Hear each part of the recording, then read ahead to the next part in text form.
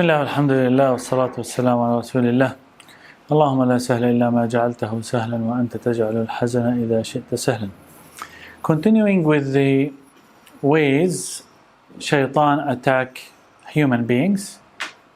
So we reached the point of human weaknesses. So humans have many points of weaknesses. They are in fact types of diseases. So these weaknesses are diseases that shaitan uses in order to attack. Shaitan penetrates deeply into the weaknesses of the souls of humans. There are openings for shaitan to affect humans. These weaknesses include, among many others, weaknesses, despair, discouragement, desperation, recklessness, being full of oneself, vanity, pride, disdain, anger, lots of them, love of life and wealth. All of these are weaknesses that shaitan will look for in the humans. If he finds one of these weaknesses, he will target that weakness in order to attack through that weakness. And these are all just diseases of the heart. So that's why the person needs to actually find a way to solve his heart diseases. Al-Mu'tamir ibn Sulaiman related that his father said, "It has been mentioned to me that the whispering shaitan appears in the heart of the human when he anguishes or rejoices. If one mentions Allah, then shaitan will withdraw." Wahb ibn al-Munabbih reported that a monk once asked shaitan, "What characteristics in man is the most helpful for you against him?" Shaitan said, "His irascibility. If a slave is irascible, then we can turn him around like a young child spins a ball around." What's irascibility? Irascibility? Can anyone think? What can be the weakest point of human beings? Is it anger? That's it. It's the anger. So when the person is angry, shaitan will put in the mind, do this, do that, send this text message, say that word. So he will play with him. As soon as the person becomes irritated, angry,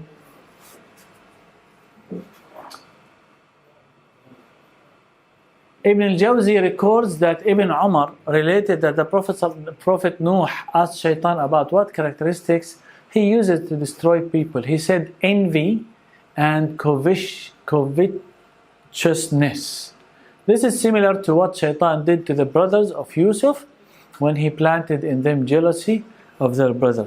Of course, when the person has envy, he destroys himself before destroying the others.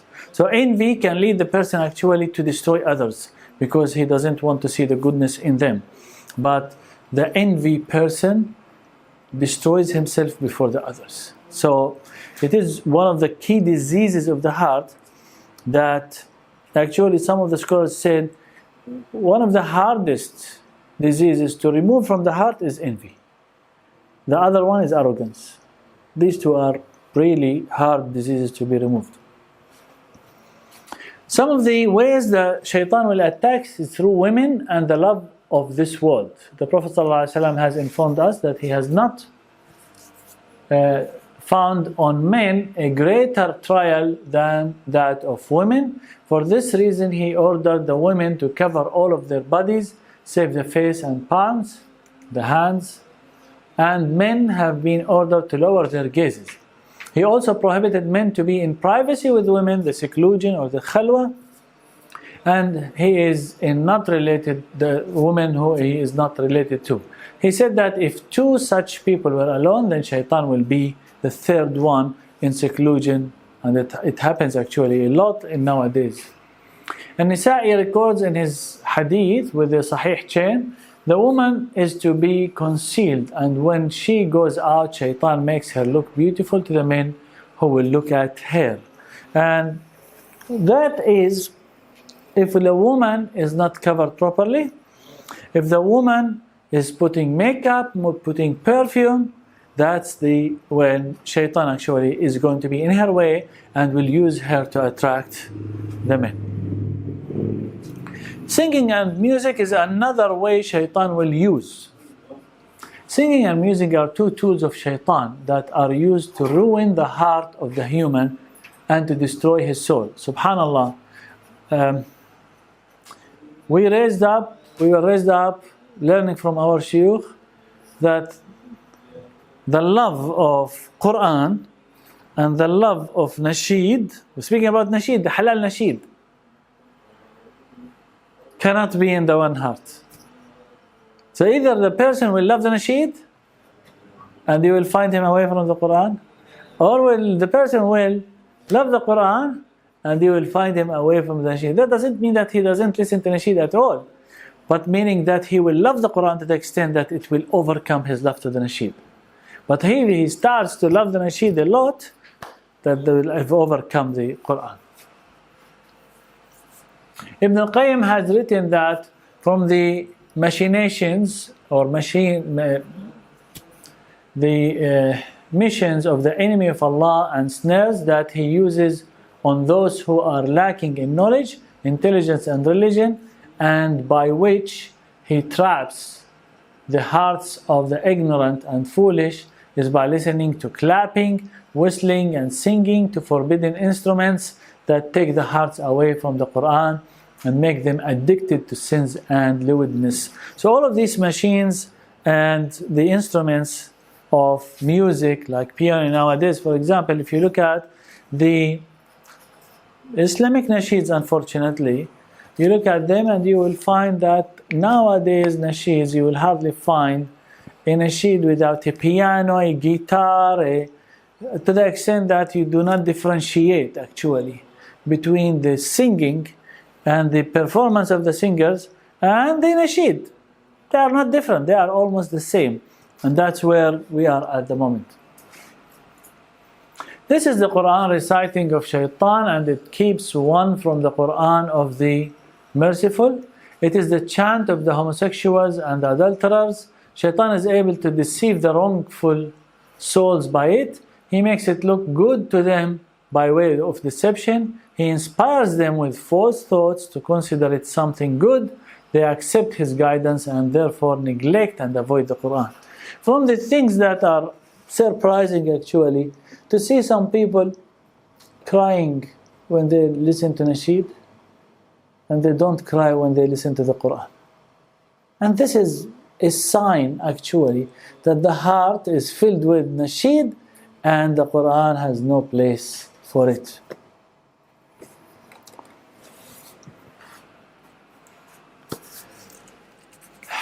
Another way Shaitan uses is making Muslims lack any motivation or any power in fulfilling what they have been ordered to do.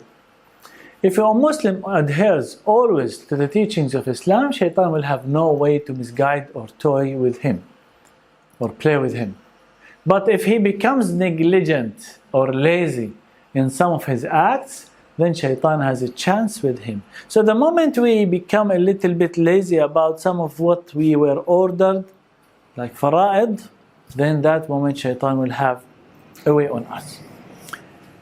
Straighten your stand shoulder to shoulder, be flexible with respect to your brothers, and close up, straighten your lines, and close up the gaps, for the devil enters through such gaps, like he was asked, what are the hadith? He answered, small black lambs found in Yemen. In another hadith he said, stand close together in your rows, bring them close to one another. By the one in whose hand is my soul, I can see Shaitan passing through the gaps in the rows like a bunch of small black sheep. And these are all.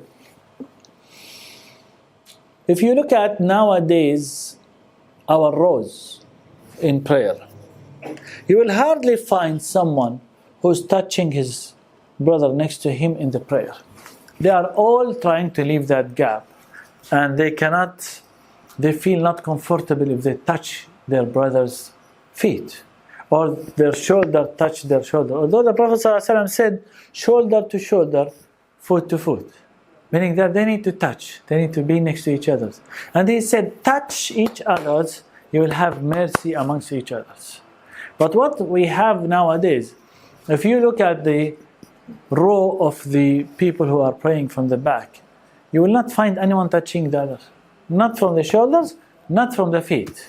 So you will understand that Shaitan actually managed to go through these people. So it's not a physical going through, but actually managed to divide them, to make them away from each other. The secret whispering. Shaitan is able to reach the thought and the heart of the human. He does it in such a way that the human does not perceive it or recognize it. He has been helped in this manner by the nature in which he has been created.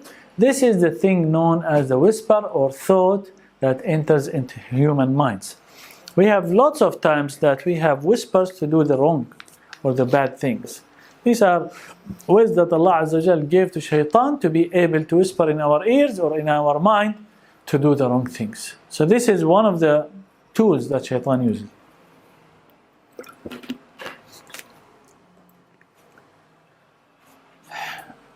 The capabilities of Shaitan. What are the capabilities? First of all, we speak about the forms that devil can take. We spoke before that devil can be in shapes of human beings, animals, and so on. Sometimes Shaitan does not approach humans by way of whispering into his soul. Instead, he appears to them in the shape of a human. His voice can be heard by his body, but his body cannot be seen. Sometimes people will hear a voice saying to them, do something. They look around them, don't find anything. And it's actually Shaitan speaking to them. Or he might take on a strange shape. Sometimes the Jinn appear in front of humans and inform them that they are Jinn. Sometimes they actually appear in their real shape and inform them, I am so and so, or I am the Jinn so and so. Sometimes they falsely claim to be angels, and I've seen lots of people actually who told me, I saw the angels. What? That cannot. These are devils that you have seen. They come in the form of whatever and they call themselves angels. Sometimes they call themselves Invisiblemen, while at other times they claim to be from the world of the spirits. And we'll speak about these spirits that people sometimes make gatherings and they call some spirits to come to these gatherings.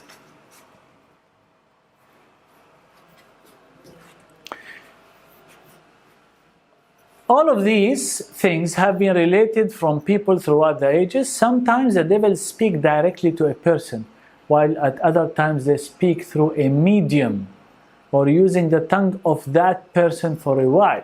Sometimes they may respond to human in writing. So sometimes they will speak to the devils. The devil will write on a piece of paper. They will put a pen and paper on the table and the devils will write to that person to respond. Sometimes there will be a medium person where that person actually goes unconscious and then he starts speaking and the devil is actually speaking on their tongue. They can do much more than that. They have been known to carry humans through the wind and take them from place to place. Or they maybe bring the person something he desires.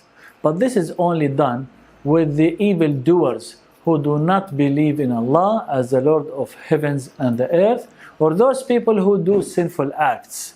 So those who are pretty much not related to Islam, actually Shaitan can give them and bring to them some stuff that they ask for, some physical stuff.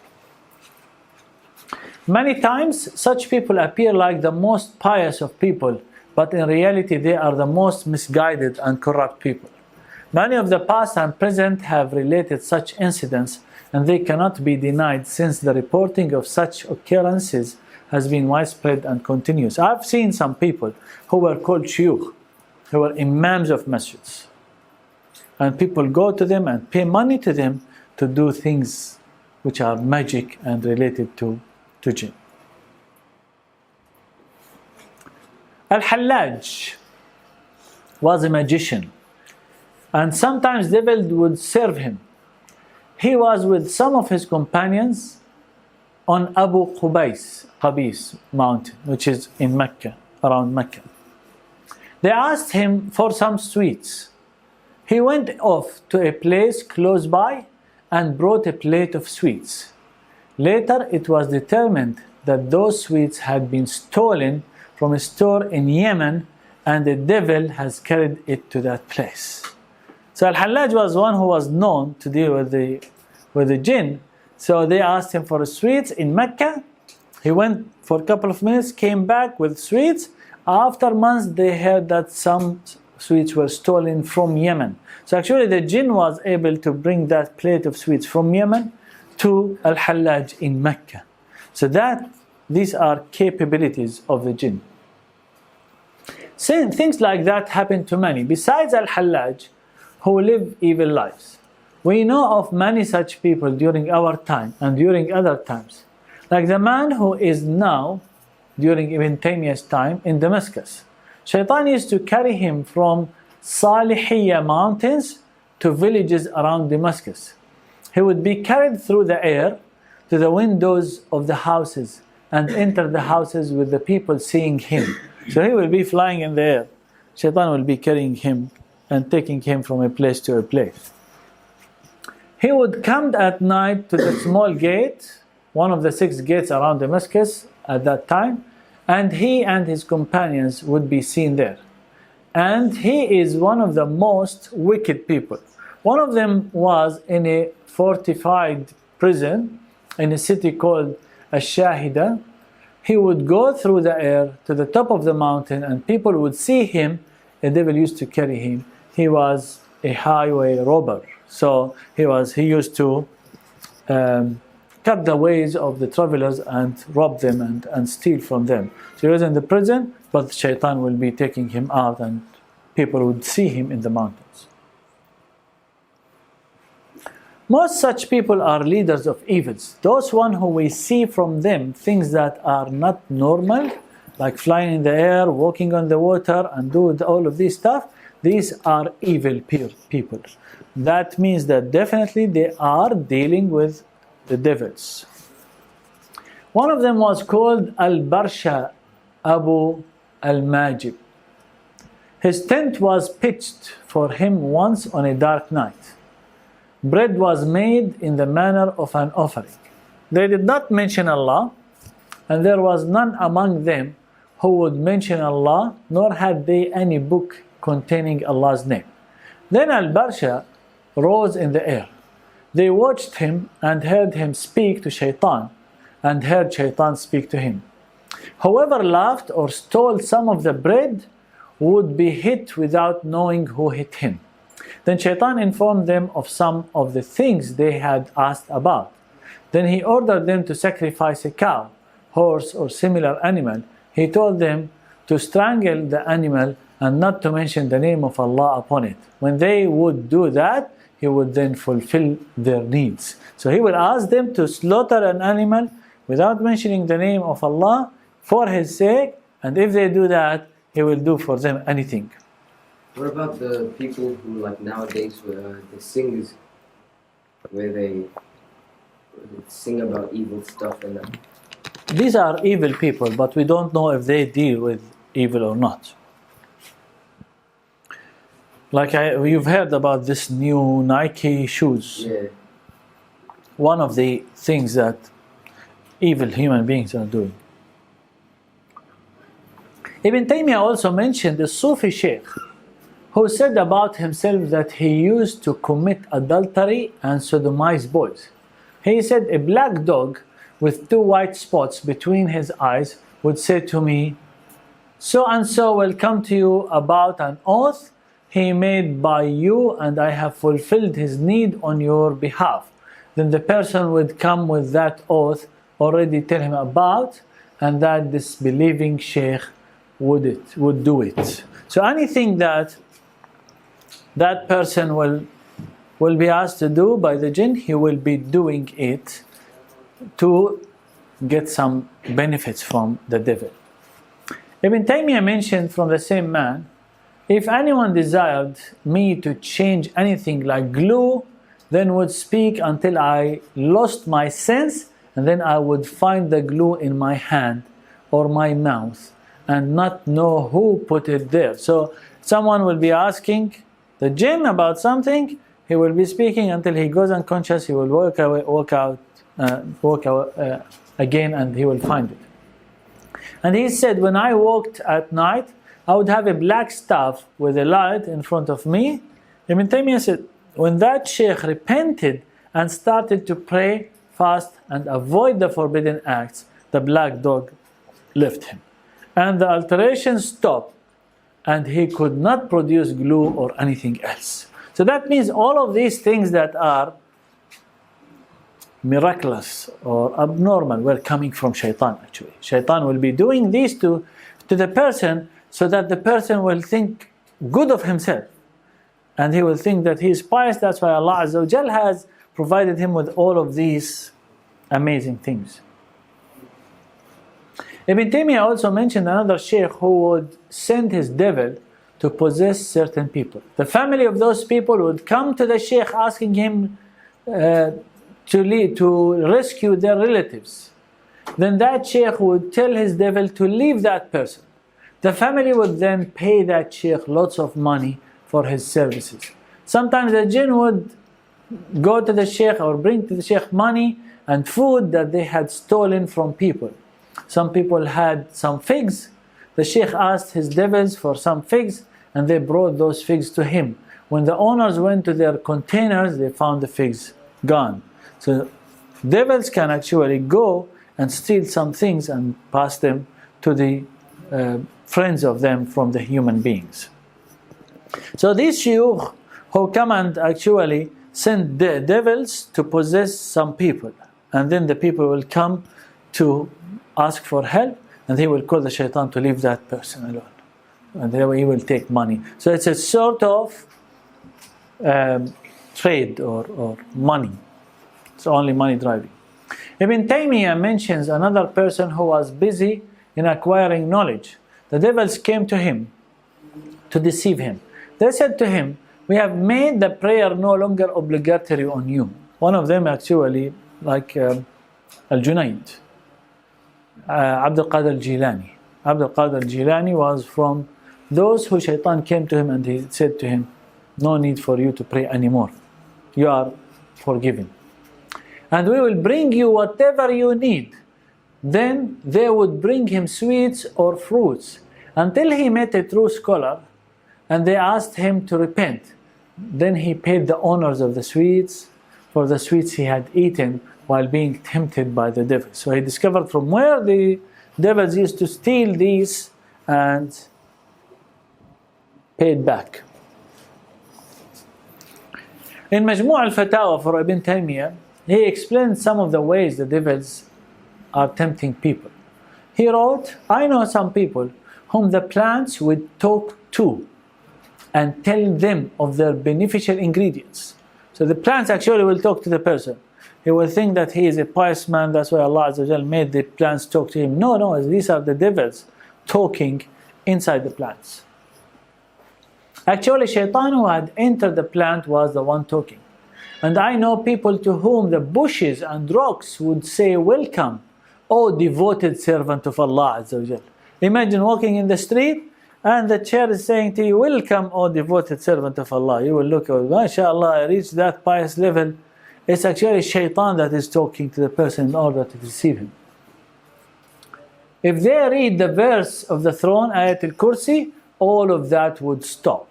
I know of some people who go bird hunting and the sparrows and others say to them, take me so the poor can eat.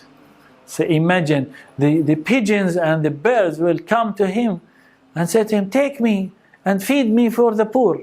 And the birds actually are talking, but it's all shaitan talking. The shaitan had entered the bird and spoken in the same way he enters humans and speak from them.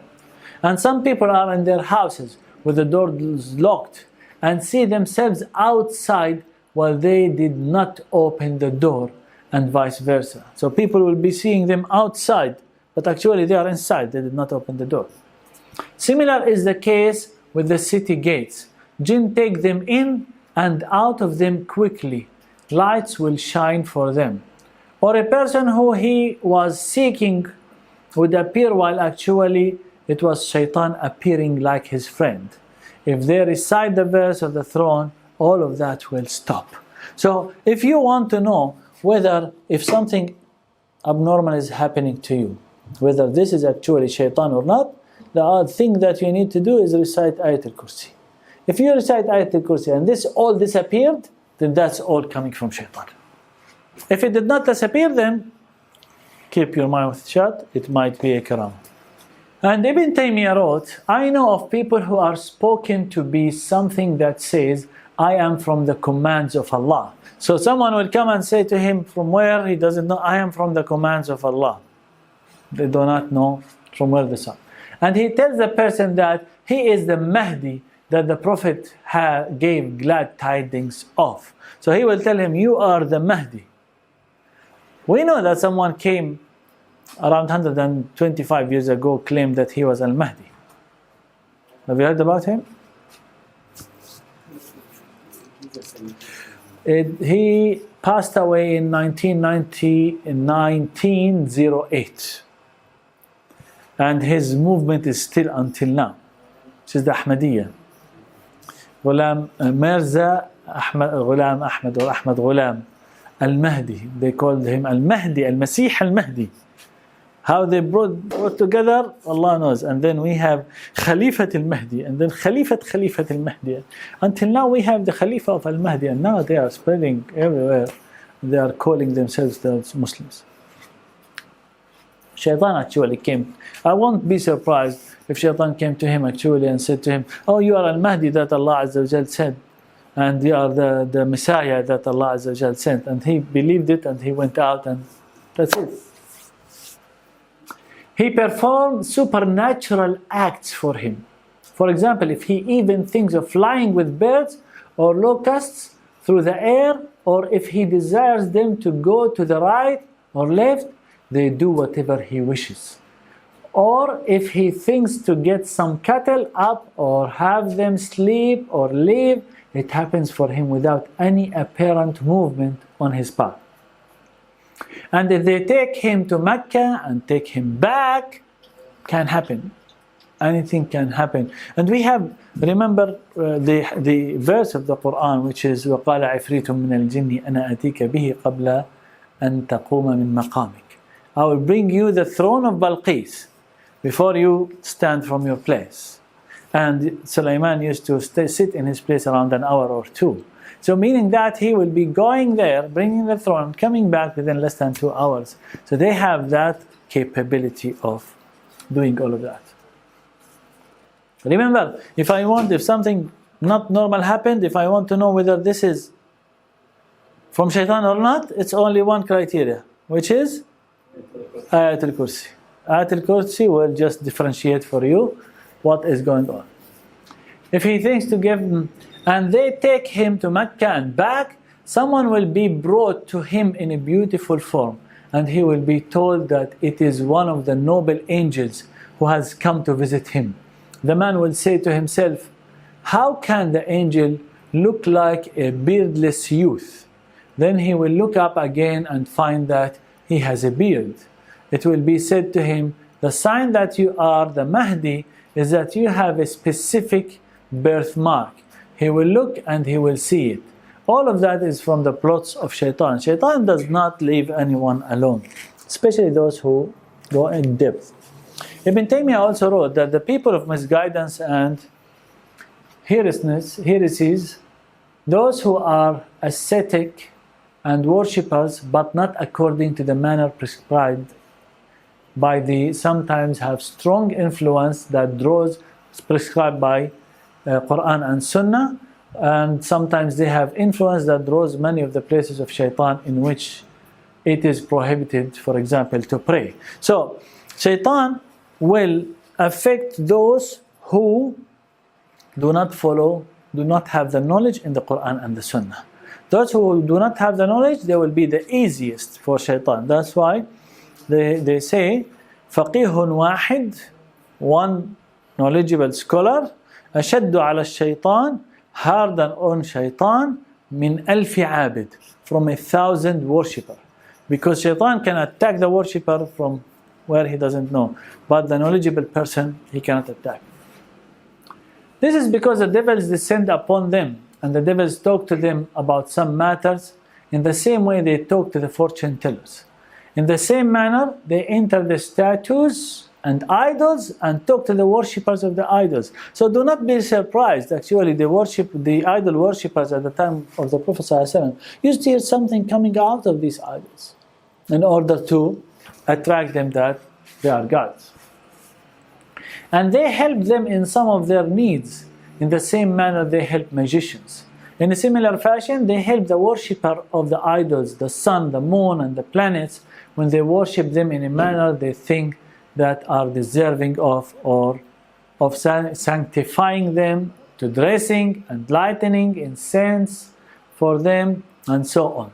Devils that they call the spirits of the planets descend upon them and meet some of their needs. So, as you can see, it is really a big trial, especially for those who are not knowledgeable. These all happen to them and they think that they are good Muslims. Those who are served by the devils get close to them by ways of sinful acts. And this is known that if those people want actually to come close to the devils, they need to sin, and not normal sins. Those who believe that they have been granted special powers and consider themselves special devotees of Allah are actually just being served by the devils. There is no doubt that they get close to the devils by way of what they love of disbelief and idolatry. Ibn Taymiyyah says that many of those people write the word of Allah in impure substances, and they invert the letters of the Quran. Lots of times when we see some of these amulets, you open them and you look at them, you will find, for example, surah written in the reverse way, or written upside down, or written in blood, or written in, for example, in urine or something like this. So this is the way the devils ask their followers to do in order to serve them.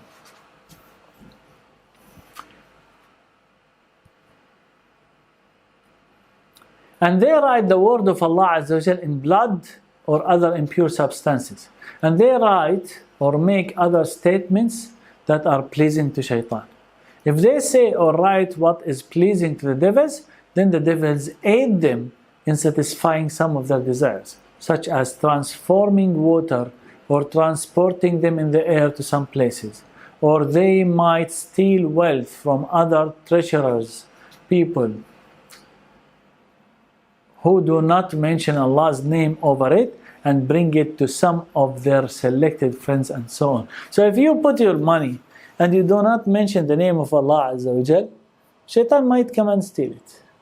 Lots of people actually lose lots of things. Where did I put my mobile? My mobile disappeared. I am 100% sure I put it here. I did not mention the name of Allah when I put it. So it's open for shaitan to come and take it and send it somewhere else. Like last week I had one lady said to me, I am 100% sure the mobile was here. Went, came back, no mobile. After a couple of hours, a phone call came from a far area. Is this your phone? Come and pick it up. How did it reach there? She asked me, how did it reach there? I said, definitely it's Jinn who took it over there. Invisible men. There are some devils that the people call invisible men. Some people converse with them. So they have a conversation with them and speak to them. They perform for the people some miracles that make the humans believe that they are close friends of Allah. Some of them aid the polytheists against the Muslims. Some say that the messenger ordered them to kill the Muslims along with the polytheists because the Muslims were sinful. So they use that as a claim to harm the Muslims. In their reality, they are the brothers of the polytheists. The people of knowledge are in three groups with respect to the invisible men. Who are these invisible men? Lots of times we say, oh, there are invisible men, and you see some writing on the wall or on the paper and you don't see anything. Who are these? The scholars have three opinions. Opinion number one denies the existence of such invisible men, but the people have witnessed them, and it is confirmed that some trustworthy people have witnessed them and have related what they saw. And if they were to see them and confirm their existence, they would submit to them. The second group, so the first group does not believe that there is an existence. A group that admits their existence and accepts it as the will of Allah. They believe, therefore, that there is a hidden path to Allah other than the path of the prophets, which is the same. A group that rules out the existence of patrons of Allah outside of the framework of the messenger, but they believe both groups have received help from Allah. These people give glorification to the messenger, being ignorant of his religion and laws. The truth of the matter is that they are followers of the devils. These are the invisible men are actually followers of the devils, if they are not devils themselves. The invisible men are nothing but jinn, which are called men. As says, indeed men of humans used to invoke the protection of men of jinn. And the humans have company with them, and witnessed and see them. Sometimes they cannot be seen, but it is not the case that they always keep themselves hidden from mankind. Sometimes they actually appear to the mankind and they can see them. Those who think that they are humans are mistaken and ignorant. So whoever thinks that the invisible men are actually humans is wrong. The problem lies not in differentiating between the patterns of shaitan and the patterns of Allah.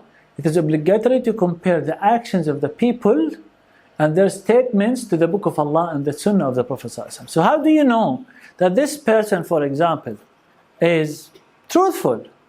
First thing, you look at his actions.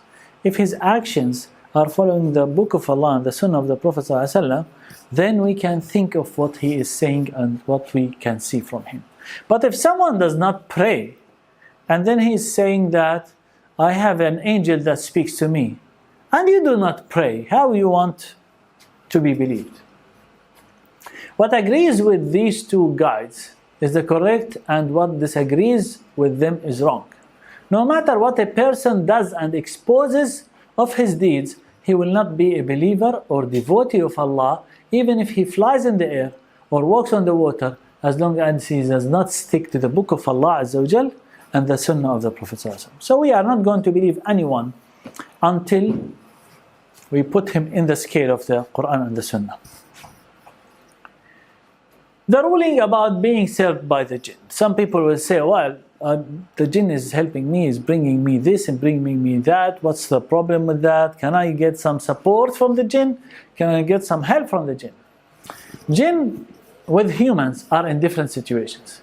If one orders a jinn to what Allah and His Messenger has ordered from the worship of only Allah and obedience to Him and His Prophet, and he also orders mankind to the same, then that person is from the most virtuous of the patrons of Allah.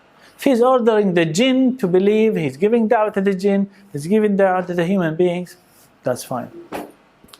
And he is acting as the successor of the Prophet ﷺ and his lieutenants. So if he's doing that and giving them da'wah and giving the Muslims da'wah and the human being da'wah and the jinn da'wah, no problems if he's doing that. If he uses the jinn for activities that have been prohibited by Allah and His Messenger, as idolatry or killing one who has no right to be killed, or being an enemy of the people without fighting them, such as harming others or making them forget knowledge and other acts of oppression, or committing lewd acts, that is, he uses them to help him in sin and transgression and idolatry, he is not a believer, he is a disbeliever.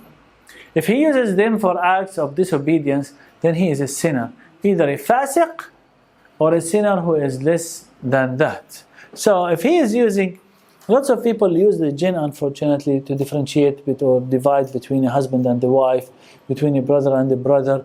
They use the jinn for these acts, and the jinn might be able to help them. But the key is Ayat al-Kursi. If even someone tried to harm someone through the jinn, Ayat al-Kursi will be sufficient for that. If a person uses the jinn for activities that are permissible, and he also orders them to what is obligatory for them, and prevents them from what is prohibited for them, then he is similar to a king that behaves in the same manner. So he has a power over them, that he is asking them, for example, fix this tree, fix this road, do something good, and so on, and then pray, fast, do the obligatory. He's like a king. He has power over them. Then the most he can become is a devotee of Allah among the general devotees of Allah, like the comparison between the Prophet who was given rule and a worshipping messenger of Allah, like Solomon and Joseph with respect to Ibrahim, Moses, Jesus, and Muhammad sallallahu alaihi wasallam. If the person is completely ignorant of Islamic law and uses the jinn for what he believes to be noble deeds, such as having the jinn take him to the pilgrimage, listen to the innovations, or take him to Arafat, then this does not fulfill the requirement of the pilgrimage and similar other activities.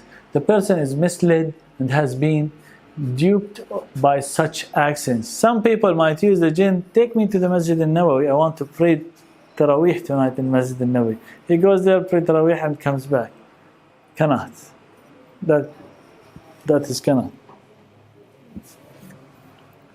I will stop here speaking about the spirit and make it appear, and speaking to the spirit and what happens actually in these gatherings, that they bring people and they call some spirits to come for some people who passed away, and what is the reality of it actually, and they will be telling some information that are precise sometimes, and who are these spirits and so on.